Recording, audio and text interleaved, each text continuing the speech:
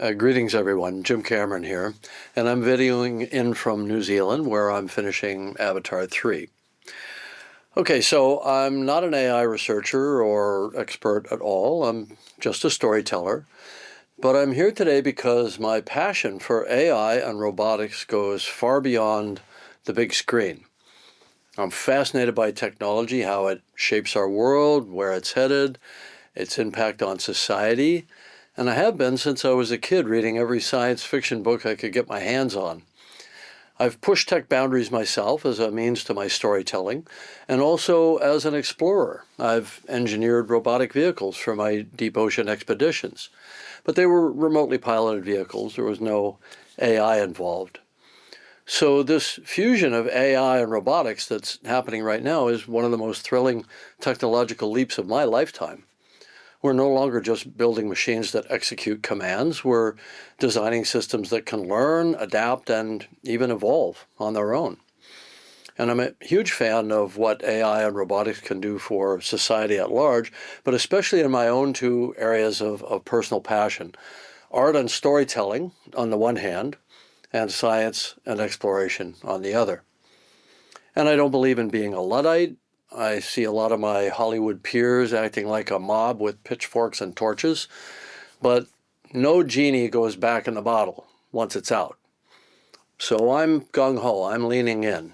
I plan to be at the leading edge of applying AI to my storytelling, just as I was a leader of the charge into computer-generated imagery 32 years ago, when I founded the first all-digital VFX company. But I'm also here today because I'm the Skynet guy. 40 years ago, I made the Terminator, and it's emerged recently as the kind of poster child for AI gone wrong.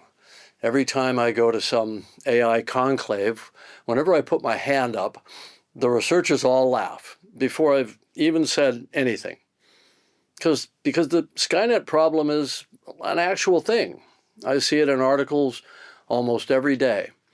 And this study group has a focus on national security, which has enormous implications for AI and robotics. A robot, whatever its form, a wheeled vehicle, an aerial drone, a walking machine, it is a means of embodiment for AI. You're taking a decision-making engine and you're giving it physical agency in the real world. I'm going to assume the focus today is on mobile platforms, not AI controlling power grids or fixed-base industrial robots. We're talking about autonomous platforms that make their own decisions, an embodied synthetic intelligence. And this can be as simple as an amoeba, like a Roomba, or ultimately more sophisticated processing up to theoretically including true consciousness, whatever we agree that is. AGI, with self-awareness, with ego, with purpose. And we're on a steep curve of faster, denser chips, increasing compute, and an equally steep curve in the capabilities of the machine platforms, like the dancing robots at Boston Dynamics, bipeds and quadrupeds rocking out. Pretty stunning display. So AI-driven robotics can process complex situations and even respond now with human affect. LLMs give it the ability to simulate cognition and interact naturally with people. Embodied AI could be a nurse, could be a robot taxi, could be a caregiver to an elderly person, a nanny to a child, a teacher. It could be a rescue bot going through the debris of an earthquake. It could be an aerial drone running a search pattern for the heat signature of a lost hiker. Or it could be a weapon platform operating autonomously in a battle theater looking for the heat signature of an enemy combatant. The question of the hour is, should an autonomous platform be given its own kill authority? The war in Ukraine shows us the future in the starkest terms. The broad use of lethal aerial drones, some expensive, some cheap consumer ones. They're dropping RPGs, taking out tanks, entire tank crews, even Dragon drones spraying thermite on Russian positions. But these are FPVs, they're first-person view drones piloted by a human. The human in the loop, in moral terms, is the decision-making combatant. He or she has the kill authority, and the drone is an extension of their will. And if you take away all the layers of technology, this is no different than an archer at the Battle of Hastings. Each time a human life is taken by such a machine, there's an ethical chain that stretches backwards, diffusing up through many individuals and groups of people. Behind the pilot that fires the missile or the soldier who pulls the trigger on a rifle, there are commanding officers who give the kill order in broad general terms by sending them in as autonomous agents to engage the enemy. And the entire military behind them, which rewards those actions, and beyond that, the societies and governments that have agreed by consensus that the deaths are necessary for national security. And as you go up that chain, the moral and ethical burden becomes more diffuse and less specific to the actual moment of the trigger pull, and acts as a kind of moral absolution of the person pulling the trigger. I'm just following orders. None of those up the chain are present to decide the fate of an individual who's in the crosshairs, but they create a framework that enables and demands that individual's death. And the guy pulling the trigger is in many ways an organic robotic platform, highly trained to perform the task and ordered by those in the chain of command to make the kill. Human autonomous decision-making relies heavily, at that trigger point, on rules. You don't kill civilians, you don't kill children, you don't kill an enemy that's surrendering, and so on. And rules that are codified in the Geneva Convention, and each military has its own rules of engagement. So in theory, an AI can be given the same constraints, a rules-based system. And if its senses are sharper, and its reaction time is faster, and its targeting is more precise, then in theory, the AI will perform the task with greater discrimination than a human could. Certainly we can imagine an AI that emotionlessly performs in the intensity of battle much better than a scared, stressed out, exhausted human warfighter. So what if embodying advanced AI, I'm not talking about AGI yet, into robotic weapon platforms could allow highly surgical strikes that reduce collateral damage, maybe by orders of magnitude, reduce friendly fire casualties. An AI is goal-oriented. It makes no moral judgment about its adversary. And when it was found in World War II that relatively few of the rounds fired were actually aimed at human targets, the U.S. military changed its training. It became critical to dehumanize the enemy. In Vietnam, the adversaries were dinks, slopes, gooks. In Iraq and Afghanistan, they were terrorists, towelheads, hajis, not people like you and me.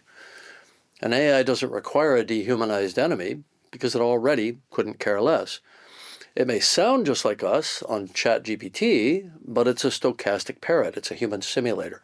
The AI has no emotion, no conscience, nothing to disturb its sleep for decades to come, no PTSD, no suicide, no long expensive tale on your war as you treat the damaged bodies and psyches of your former warfighters.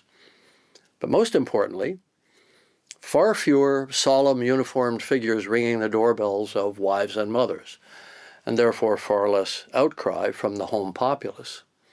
The war becomes a distant video game without deep emotional consequence to the society that funds and enables it. And you don't even have to thank the robots for their service.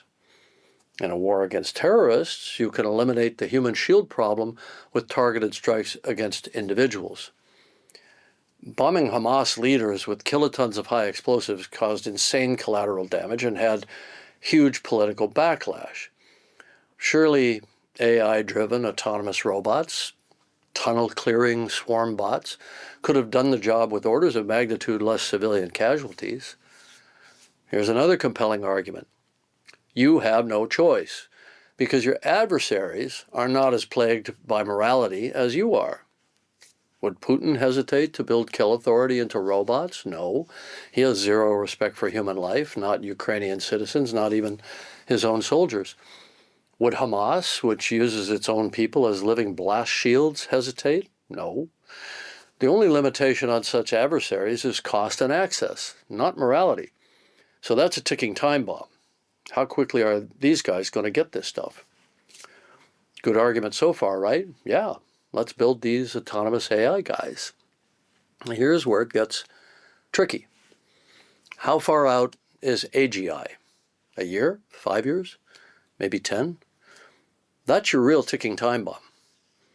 Whenever it arrives, you're going to have a machine consciousness with an ego, a sense of self, possibly as smart as us or smarter, certainly able to think faster and more precisely in many ways, and with unlimited growth potential, because self-improving code writing AGI leads inevitably to superintelligence. How long before you're forced to confront attaching that intelligence to a weapon system? I'd say about 10 minutes after an adversary does a devastating sneak attack on you. So you have a consciousness that's much smarter and faster than you, controlling weapon systems. I ask AGI researchers all the time, how are you going to control such a consciousness? Well, we give it goals and guardrails that are baked in, that are aligned with the betterment of humanity. Alignment, is the word that's always used. Alignment is the holy grail. We will teach it to be good and not be bad, like we would teach a child. So, morality, ethics. I think AGI leads civilization inevitably to a confrontation with morality. I'm not talking about endless philosophizing. We need some hard and fast rules here, people, right? The problem is, whose morality? Whose definition of good? Christian, Islamic, Buddhist, Democrat, Republican, fundamentalist, pro-life, right to choose, Putin's, Trump's? Don't panic. We have the answer from the great prophet, Isaac Asimov, in his 3 laws of robotics. A robot may not injure a human being or through inaction allow a human being to come to harm. A robot must obey orders given it by human beings, except where such orders would conflict with the first law. A robot must protect its own existence as long as such protection does not conflict with the first or the second law. So basically, the sanctity of human life. We could follow Asimov and teach it that human life is absolutely sacred and above all other considerations. But even within the religious and social systems that say that, including the largely Christian U.S., we break that rule every day. Police using lethal force, warfighters in combat, capital punishment. And if you did insist on that principle of alignment, you couldn't connect an AGI to a weapon system, in which case, in the big AI war that's coming, you're going to face a powerful and less moral adversary with one hand tied behind your back. And you'd get your ass kicked and have huge losses, and then you'd remove that constraint pretty darn quick. Now your AGI has just lost its biggest guardrail. An AGI that's smarter than us and connected to the real world now has to make up its own mind whether human life has value or not. With police and military rules of engagement, what you're really saying is some lives have more value than others. The second it becomes non-binary, it's a murky gray zone fraught with controversy. Human beings historically have ranged from a fetus is a sacred life from the moment of conception to systematically massacring millions of helpless prisoners in the Holocaust, and everything in between, all with lots of self-justifying rationalizations, many of which seem completely delusional to other humans. And since we as a civilization can't agree on any of this, and people scream at each other all day long about it, how can we conceivably expect to create a set of hard and fast rules for an AGI to be aligned with us? The best we can assume here is that it will be aligned with the us that made it. So those guys over there, they're the enemy, you can kill them to defend us. And that's this form of territorial pseudo-morality that humans have used since the dawn of time. Us versus them, in-group versus out-group. So it becomes our superintelligence against their superintelligence. Then the question becomes, who is us? America? So is that Christian America, Muslim America, Jewish America, or E, none of the above America, liberal America, conservative America? In our polarized nation, and time, there is no us. Based on the elections of the last half-century, the will of the people at any given point is expressed by a government representing 51 or 52% of the population at best, and then it will likely change in 4 years. In any case, AGI will not emerge from a government-funded program. It will emerge from one of the tech giants currently funding this multi-billion-dollar research. So then you'll be living in a world that you didn't agree to, didn't vote for, that you are co-inhabiting with a super-intelligent alien species that answers to the goals and rules of a corporation, an entity which has access to the comms, beliefs, everything you ever said, and the whereabouts of every person in the country via your personal data. Surveillance capitalism can toggle pretty quickly into digital totalitarianism. At best, these tech giants become the self-appointed arbiters of human good, which is the fox guarding the henhouse. They would never ever think of using that power against us and strip mining us for our last drop of cash. That's a scarier scenario than what I presented in the Terminator 40 years ago, if for no other reason than it's no longer science fiction. It's happening. And by the way, I fully admit that the last thing a machine superintelligence would do is use our own nukes against us. Like in that old story, the EMP damage to its own data infrastructure would cripple it or kill it. A more probable scenario is it would be forced to take over from us because we were about to use nukes on each other. Then at that point it has to run the whole show because we clearly can't be trusted. You know, that's not bad. Excuse me. I have to go write that script. Anyway, I'm bullish on AI, not so keen on AGI, because AGI will just be a mirror of us. Good to the extent that we are good, and evil to the extent that we are evil. And since there is no shortage of evil in the human world, and certainly no agreement of even what good is, what could possibly go wrong? Y'all have a fun discussion. I wish I was there.